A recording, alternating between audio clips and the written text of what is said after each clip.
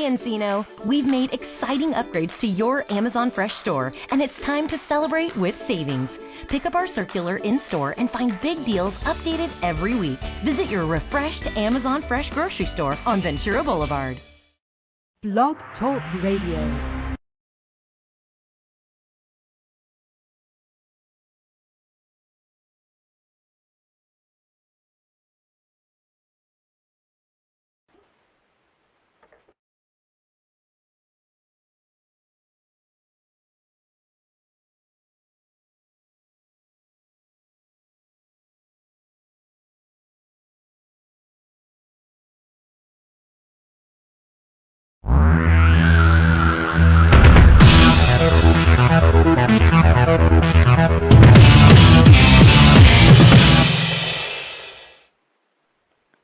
Live from Los Angeles, the Win Without Competing show with Dr. Arlene Barrow, Career Coach 1 and author of Win Without Competing.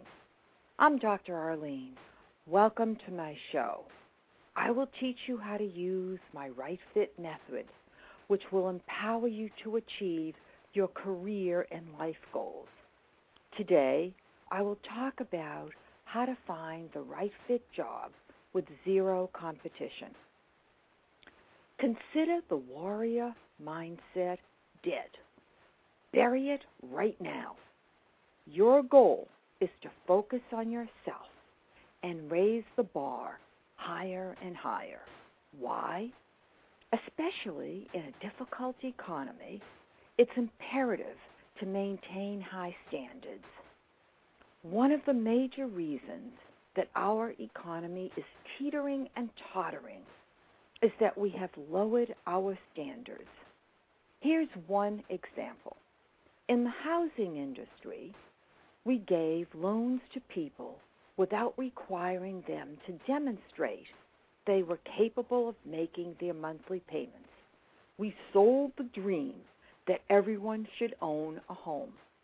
We forgot, however, to mention that everyone may not be able to afford that home. When you search for a job, do not buy into what other people tell you is the right fit job for you. Many people take jobs for the wrong reasons and then figure out that the job is the wrong fit.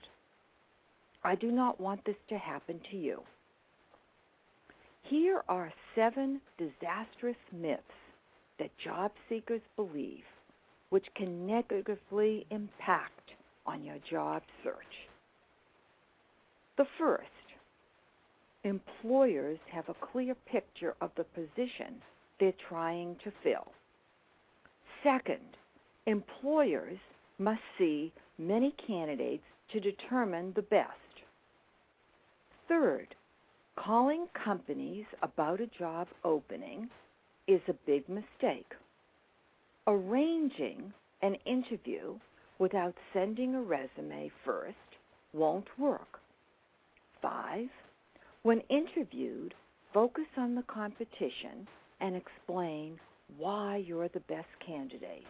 6, never discuss your salary requirements in the first interview. Explaining to the employer how desperate you are will ensure hiring. Now, let's go back one at a time and talk about them. The first one, about employers having a clear picture of the position they're trying to fill. I want to read a story to you about a situation that a candidate that I was about to place describes. Then, after I read it, I'll tell you more about it. Think about what he's saying, and then we'll proceed. The title of the story is A Candidate Who Asked Not to Receive His Offer. My first thought when I spoke with Dr. Arlene Barrow for the first time was, who is this woman? A complete stranger. She had called me to talk about an open position, and she thought that I might be right for her. She hinted that my resume would need updating even before she'd seen it, and that I'd need interview coaching even though she'd never interviewed me. I was an adult, and in my opinion, my resume was perfectly fine, and I knew I was perfectly comfortable in interview situations. Thank you very much. But her enchanting personality got the best of me. That and the fact that the position in question was a fabulous one in a unique organization. After spending 2 hours having my resume pulled apart, I saw she had a point. After another 2 hours of interview coaching, I realized I had been transformed. Arlene didn't want to repackage me so she could pull the wool over the employer's eyes, make the sale, and get me the job. Instead, she wanted me to pay careful attention to her 2 candidate mantras: manage the process and probe. As a candidate, you mustn't just sit in an interview and field questions that employers throw at you. You have to set the pace and the course of the discussion yourself. And when you probe, you can, as I did, find something out about the employer that the employer doesn't even know. I'm going to repeat this sentence because I'm going to go back and discuss this at the end. And when you probe, you can, as I did, find something out about the employer that the employer doesn't even know. Armed with that knowledge, you can level the playing field and assess each other as equals. In the end, based on the information I uncovered, I didn't want Dr. Barrow to extend an offer to me on the employer's behalf. I dreaded telling her. She had spent many hours with me, but to my surprise, she simply listened, asked if I was absolutely sure, then made no protest. We chatted for a while, and then she wished me well. Her goal wasn't to squeeze me into the job. It was to make a perfect match. She believes no match is better than a bad match, and that this is a testament to the power of her process. Most important of all, Arlene understood that her hours were not a waste of time. I had graduated. I had learned enough about myself and enough about the process to liberate myself. I used my newfound wisdom to find out more. I truly wanted the right fit position, and I learned that I could negotiate from both sides of the table. I would never have reached this level of awareness without Arlene. Once you graduate, you never forget. Now, let's delve into what this candidate was saying. I had sent him out on an interview for a director-level position. I had probed the employer and created a blueprint of the right fit candidate. Over and over, we discussed it. I had felt that the employer had disclosed all the information. Yes, the employer had. However, when the candidate had an interview with the CEO of the company, that CEO disclosed that he was going to be revamping the structure of the department that this person would be heading, and that it wasn't clear what all the responsibilities would be. Further, there was going to be a broader reorganization throughout the institution. After hearing that, the question then became,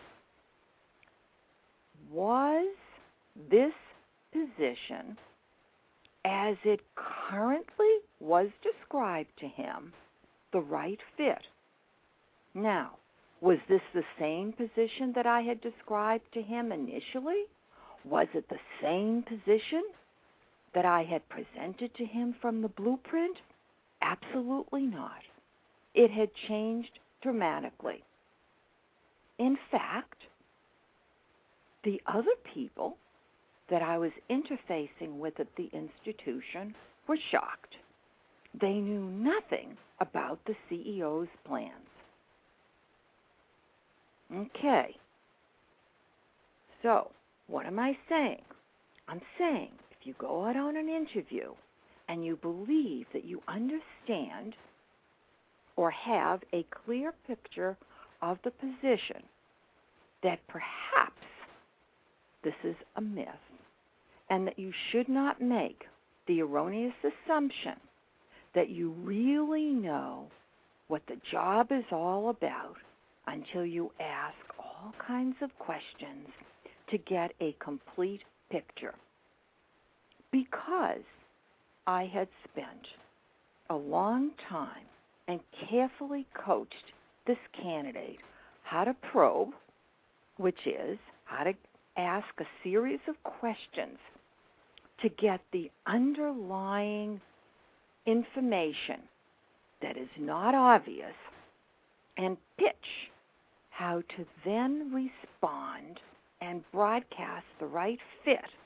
If I had not shown this candidate how to do that, he might have taken the position because he really liked it, and he never would have known that if he had taken the position, shortly thereafter, he would not have been the head of the department because someone else would be coming in over him.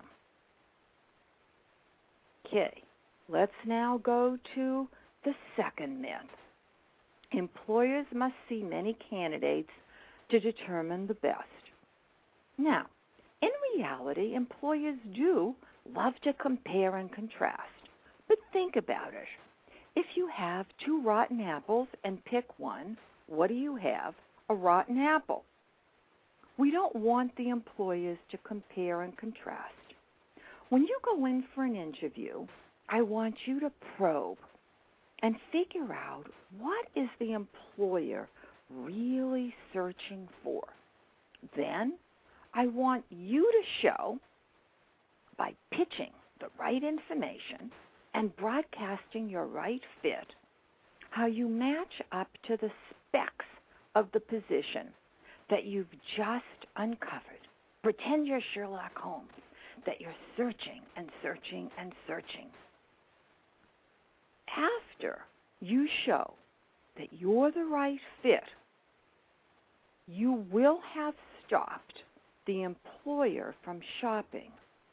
If the employer wants to see more candidates, you will know that you did not perform well enough in terms of explaining why you are the right fit.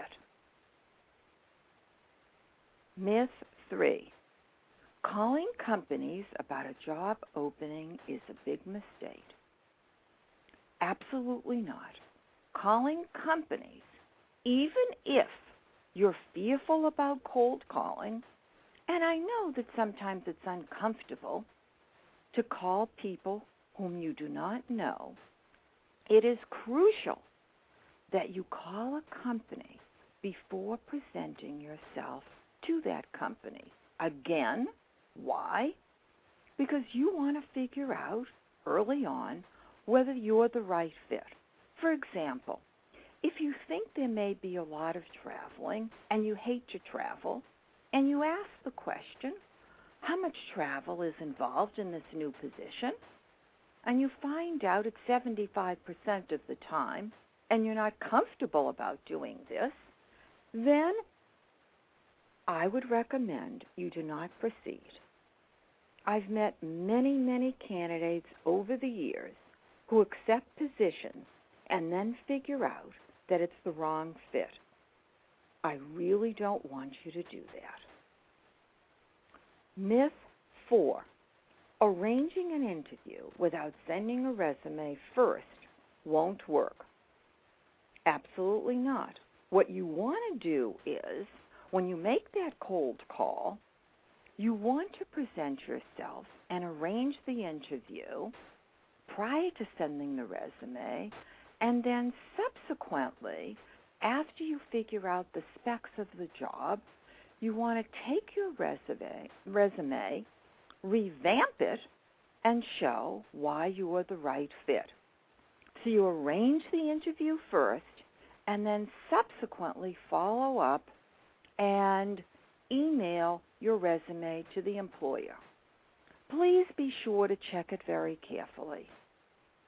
Mistakes such as spelling and grammar, unfortunately, will not help you. Please be sure that your resume sets the standard. 5. When interviewed, focus on the competition and explain why you're the best candidate. Think back to the presidential election. Remember when each one was talking about the other? This didn't help us. What it did was it focused on the competition. You don't want to do that. The only person that you want to talk about during your interview is yourself. Forget that they're thinking about or have had interviews with other candidates. That's not your concern. Your only concern is to show why you're the right fit, not the best candidate. Remember what we said before. If we have 2 rotten apples and we pick one, we still have a rotten apple. We don't want them comparing and contrasting you to anyone else. We only want them to say that you match the specs of the right fit and that you will show them what those specs are and show them why you should be hired. Myth 6. Never discuss your salary requirements in the first interview.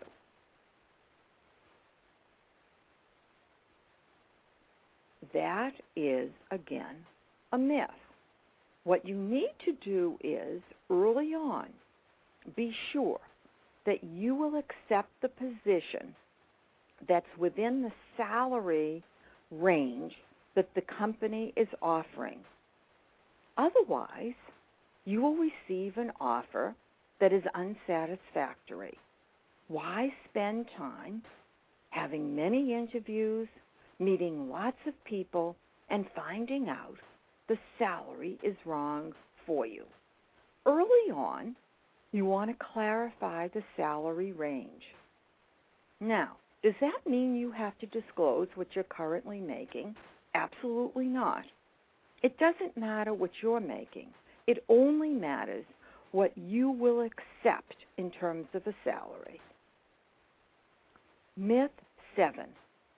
Explaining to the employer you are desperate will ensure hiring.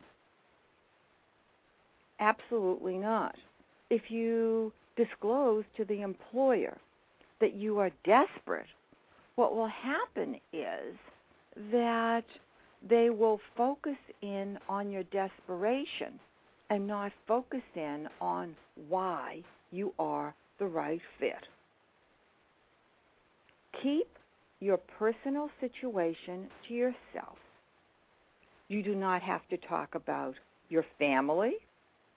They do not need to know whether you are married, single, divorced, whether you have children, whether you want children, whether you have parents, whether you don't have parents. None of these things are and should be the concern of the employer. There's only one question the employer should have, and that is, are you the right fit for this particular position. Please do not act on these myths. If you do, you will jeopardize your chances of hearing you're hired. I hope that you have found this information valuable.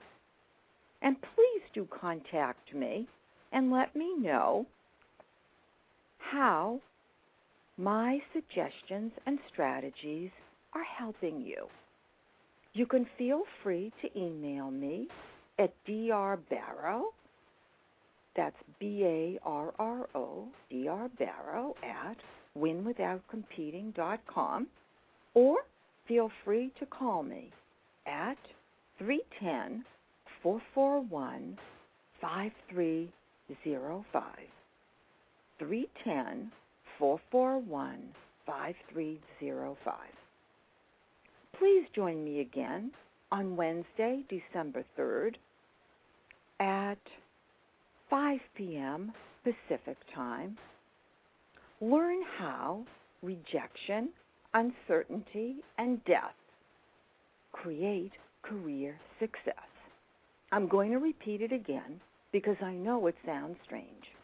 Learn how rejection, uncertainty, and death create career success.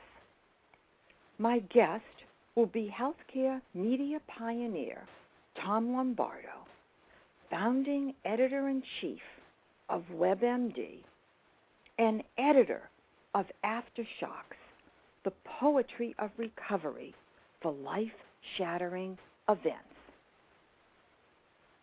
Tom is the 2008 nominee for the Pushcart Prize for his essay,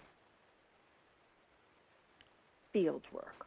This is a non-fiction, fascinating essay, which Tom will also be sharing with us. Watch me peek into Tom's mind to reveal how he strategized to find the right fits throughout his life. My interview with Tom is a worldwide exclusive. Don't miss it. You can also read Tom's foreword to my book, Win Without Competing, on my website, winwithoutcompeting.com.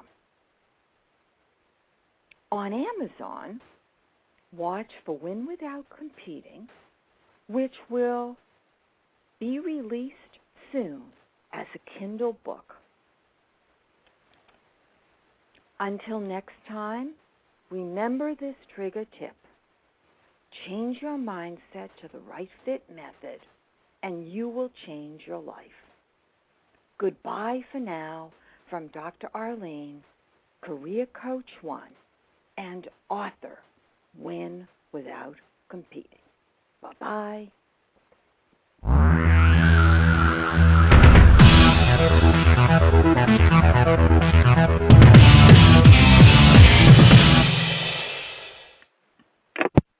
Have you Googled yourself lately? Are there negative posts from an ex-employee or from a former client? Maybe an outdated news article? Search engines don't always get it right. For right or wrong, it's your reputation on the line. That's where Reputation Defender by Norton comes in. Take control with Reputation Defender. Their cutting-edge approaches help you to wipe away unwanted information in your search results. They also promote the good stuff.